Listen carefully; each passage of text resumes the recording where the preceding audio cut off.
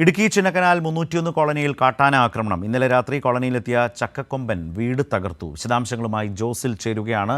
ജോസിൽ, അവിടെ നിന്ന് കിട്ടുന്ന കൂടുതൽ വിശദാംശങ്ങൾ എന്താണ്? ഇന്നലെ രാത്രിയാണോ കോളനിയിൽ ചക്കക്കൊമ്പനെത്തി വീട് തകർത്തത്?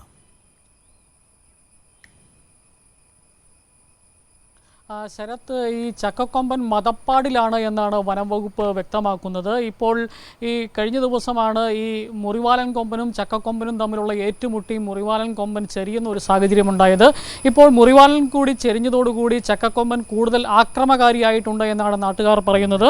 301 കോളനിയിൽ സോമി സെബാസ്റ്റ്യൻ എന്ന് പറയുന്ന ആളുടെ വീടാണ് ഈ ചക്കക്കൊമ്പൻ ഇന്നലെ പുലർച്ചെ 3 മണിയോടുകൂടി തകർത്തിരിക്കുന്നത്. വീടിൻ്റെ പിൻഭാഗം ഇടിച്ച് തകർത്ത് അകത്തു കടന്ന് അരി പുറത്തെടുത്ത് ഈ അരി തിന്നുകയാണ് ഈ ചക്കക്കൊമ്പൻ ചെയ്തത്.